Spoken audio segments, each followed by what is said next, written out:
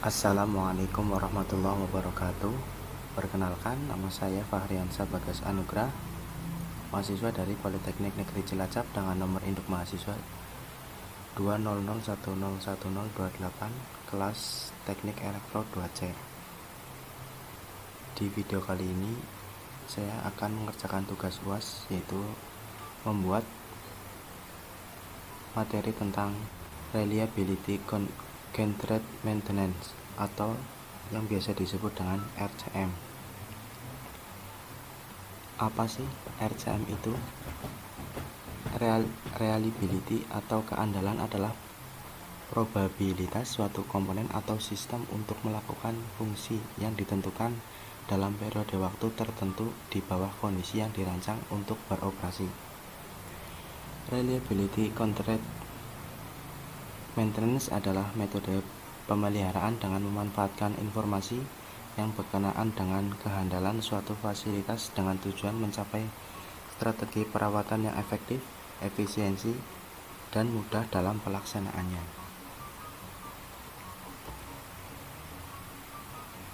Berikut adalah tujuan dari RCM. Yang pertama adalah untuk mencegah terjadinya kerusakan yang terjadi pada suatu mesin atau komponen.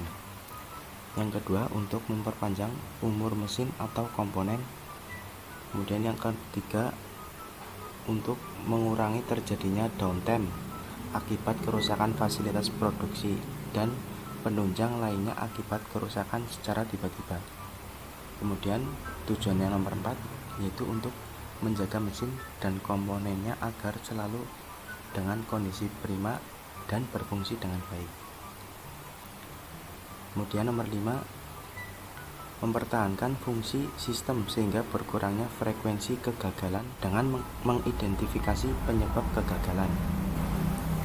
Kemudian fungsi yang terakhir yaitu untuk mengidentifikasi mode kegagalan atau failure mode dan memilih tindakan perawatan. Selanjutnya ada prinsip reliability constraint maintenance atau prinsip dari RCM. Yang pertama, RCM memelihara fungsional sistem, bukan sekedar memelihara suatu sistem alat agar beroperasi, tetapi memelihara agar fungsi sistem alat tersebut sesuai dengan harapan. Jadi prinsip dari RCM ini tidak hanya sekedar memelihara alat saja, namun memelihara dari fungsi alat tersebut agar selalu berfungsi dengan baik. Kemudian yang nomor 2, RCM lebih fokus kepada fungsi sistem daripada suatu komponen tunggal, yaitu apakah sistem masih dapat menjalankan fungsi utama jika suatu komponen mengalami kegagalan. Kemudian yang nomor 3, RCM berbasiskan pada kehandalan, yaitu kemampuan suatu sistem equipment untuk terus beroperasi sesuai dengan fungsi yang diinginkan. Kemudian RCM juga bertujuan untuk menjaga agar kehandalan fungsi sistem tetap sesuai dengan kemampuan yang didesain untuk sistem tersebut. Kemudian RCM mengutamakan keselamatan safety baru, kemudian untuk masalah ekonomi. Dan prinsip yang terakhir, RCM mengidentifikasi kegagalan atau failure mode sebagai kondisi yang tidak memuaskan, unsatisfactory atau tidak memenuhi harapan. Sebagai ukurannya adalah berjalannya fungsi sesuai performance standar yang ditetapkan. Kemudian kita masuk ke langkah penerapan RCM. Yang pertama adalah pemilihan sistem dan pengumpulan informasi. Dalam pemilihan sistem ini yang akan dipilih adalah sistem yang mempunyai frekuensi corrective maintenance yang tinggi dengan biaya yang mahal dan berpengaruh besar terhadap kelancaran proses pada lingkungannya. Kemudian langkah yang kedua, definisi batas sistem. Ini dilakukan untuk mengetahui apa yang termasuk dan tidak termasuk ke dalam sistem yang diamati. Kemudian nomor 3, deskripsi sistem dan fungsional diagram blok. yang bertujuan untuk mengidentifikasi dan mendokumentasikan detail penting dari sistem. Kemudian langkah yang nomor 4, penentuan fungsi dan kegagalan fungsional. Fungsi ini berhubungan dengan masalah kecepatan, output, dan kapasitas dan kualitas produksi. Kemudian failure mode dan efek analisis atau biasa disebut dengan FMEA. Itu apabila mode kegagalan sudah diketahui, maka memungkinkan untuk mengetahui dampak kegagalan dan menggambarkan apa yang akan terjadi ketika mode kegagalan tersebut terjadi. Selanjutnya digunakan untuk menentukan konsekuensi dan memutuskan apa yang akan dilakukan untuk mengantisipasi, mencegah, mendeteksi, dan memperbaikinya. Kemudian langkah yang nomor 7, logic tree analysis atau bisa disebut dengan LTA, yaitu suatu pengukuran kualitatif untuk mengklasifikasikan mode kegagalan.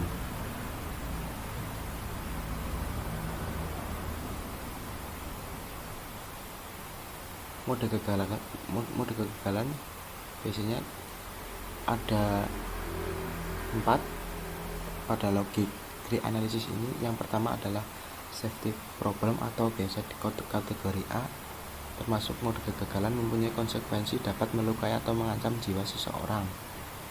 Kedua, outage program atau kategori B, mode kegagalan yang dapat mematikan sistem.